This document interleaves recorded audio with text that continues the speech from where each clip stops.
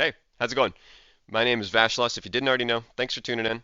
Don't forget to like and subscribe. I'm going to go ahead and get on into today's update. There's quite a few things I need to talk to you guys about, so kick your feet up, grab a snack. I'm going to get to talking.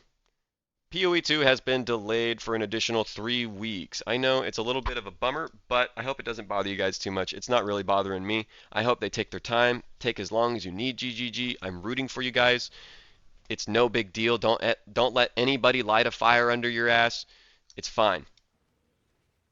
However, if you took time off from work, everybody who's watching, let's just have a moment of silence for all those people who took time off for work. Sad egg. Though, there's also some other news. PoE 1 has been delayed as well. Now, this has got people a little bit more upset. I'm in the same mindset, though. I don't really let it bother me. I have no control over it, so why should I get upset? I just have to make an adjustment. That's really all there is to it. And I know there have been promises made in the past. I'm not going to get into those. But I don't think anybody should really be living in the past. They're communicating with you now and letting you know like how it's going and you know, they need more time. So I'm not going to be mad at somebody who's trying to be as transparent as they possibly can. So yeah, that's kind of where I'm at with both of the delays. It doesn't really bother me all that much. And they've also given us some exciting news. 3.25 is getting a reset. On top of it, if you play through this reset, you're going to get some free microtransactions. How nice is that? So, I'm a little appreciative anytime I get free microtransactions, whether it's in League of Legends, Path of Exile, or, old school RuneScape, whatever. I'm just a fan. So, with this reset, it means that we have a decision to make.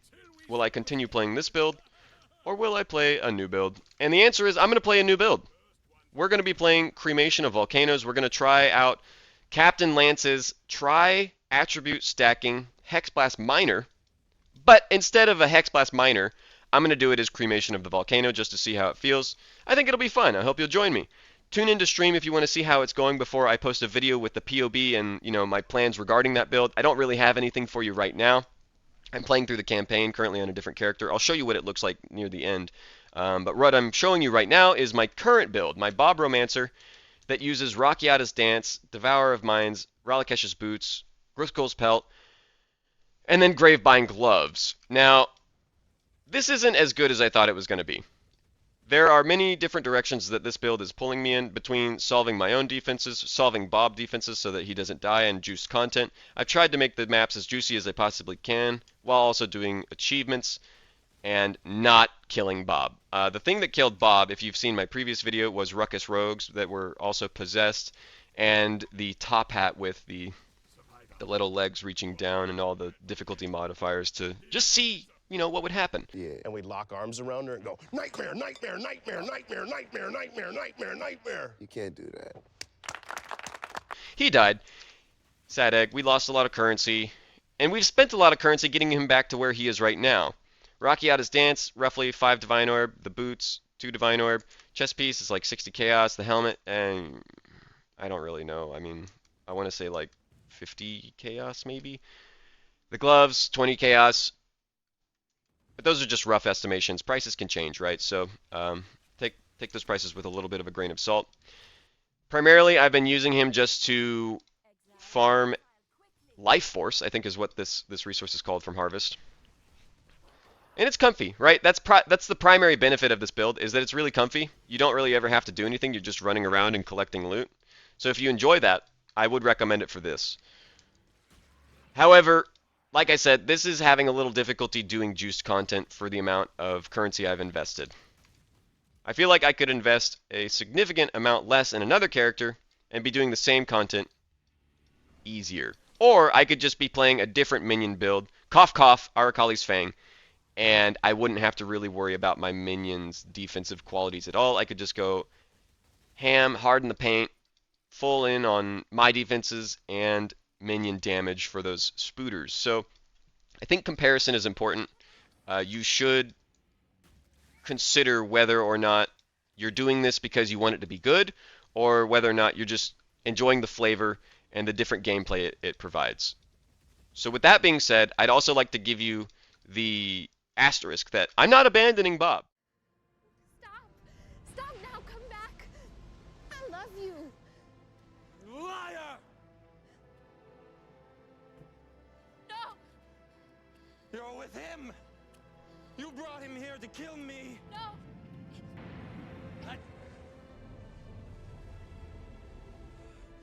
You turned her against me! You have done that yourself. I'm putting Bob on the back burner. Bob is going on the shelf for now because with that 3.25 reset, I guess I should emphasize Bob is not a league starter. Absolutely not. Do you hear how many unique items I just railed off? Basically, all of his gear is a unique item, and then I'm wearing multiple unique items that can't even be used until like level 70. So you're probably not going to be doing this. On top of the Bob that I leveled with, Animate Guardian of Smiting, he has some downsides on top of needing unique gear himself. So while you could probably get away with giving him gear and just leveling with a Bob, I want to let you know that process was frustrating for me, as funny as it may have been for you to watch and hear me talk about. It was a passion project. This is a passion project, and it will continue to be so after we are maybe done with that 3.25 reset and getting our microtransaction boxes. Or, who knows, maybe we just play the reset for the remainder of the league because that's where everybody is. Yet is to be seen the future, so we'll just have to wait. Though, just so that you're not left in the dark on what my plans moving forward with Bob are, I guess I should talk to you real quick about that. As you can see, he's using a Rockiatus Dance right now. Feels fine. It definitely does more damage than Brain Rattler. If you want to continue forward with Elemental Bob, I would recommend that, as it's probably the best sword you're going to be using in that regard. Though another sword exists that has me curious to explore. That would be Echo Forge. You may have seen it in my inventory when I was talking about it, talking about other things earlier.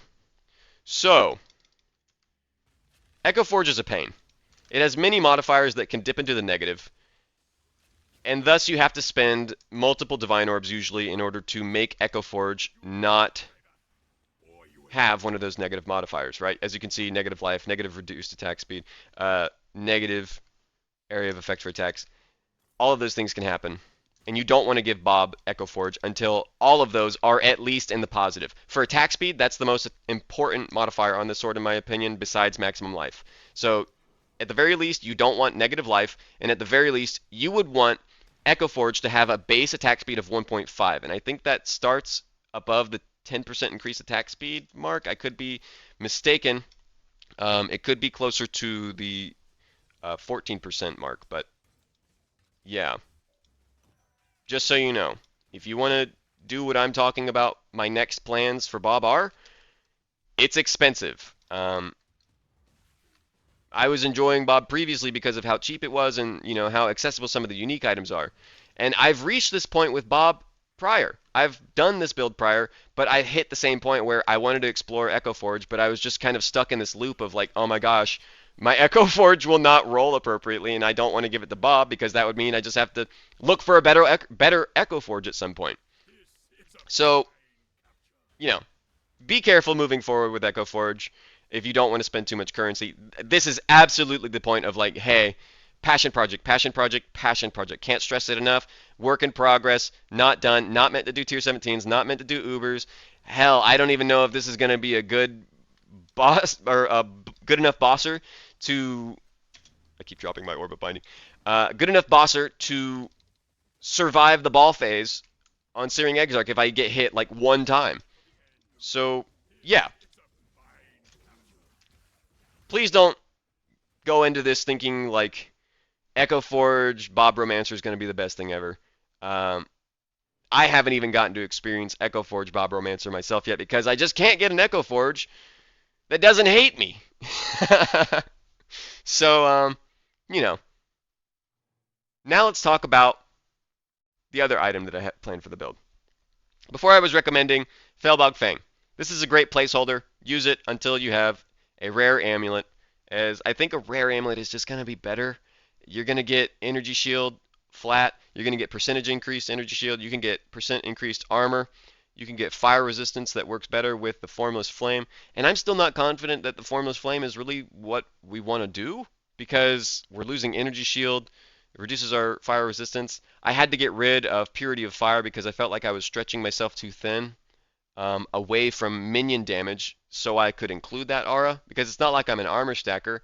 Again, it's like I felt like I was going in a direction that caused me to further divide my resources. So that's kind of my thoughts in a nutshell. Sorry if I repeated myself. I wanted to make sure I was thorough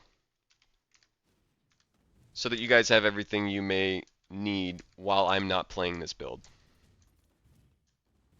For the upcoming build, I haven't finished the campaign with it yet, so I don't have anything to show you. I think I already said that. I don't have anything to show you with the POB or like anything fancy. But I can show you the character and like what the skill looks like. So where is that character? I forgot what I named him. Alright, I found the character. And basically to give you a quick and dirty rundown on what this character is all about, I'm going to show you a little bit of the gameplay first. It's basically just self-cast, Cremation of the Volcano, and then we're going to be leveraging the tech from Captain Lance's Tri-Attribute, stacking Hex Blast, Miner, Inquisitor, but we're not going to be a Miner, obviously. We're going to be using Cremation of the Volcano. Just to go over the build that inspired me to do this is something I found on PoE Ninja. We're not going to be doing everything this guy does. I'm not going to link this in the description or anything because I don't want people to think that this is what I'm going to be doing or what I'm recommending. But this is where I became inspired. So, Malachi's Simula, the Ivory Tower, Shaper's Touch, Cyclopean Coil, Wrathpith Globe, Eyes of the Great Wolf, and then an Energy Blade. We're going Inquisitor so that that Energy Blade can become useful through Battle Mage. And then I'm going to be taking some heavy inspiration from their passive tree, though most likely making some adjustments to satisfy my defensive desires or what have you. So that's not really exactly what I'm going to be doing, but you know, as far as all intended purposes, this is as good as a rough draft as I have for you right now. We're going to be using Balbala so that we can benefit from that coruscating elixir, and then probably Topaz and Sapphire Flask instead of Bottled Faith and Netzeres. And a lot of the jewels that he has are most likely not going to be obtainable for us. Like Emperor's Mastery, we're probably not going to get that. Forbidden Flesh combination, we want that, but I don't know if we're going to get that.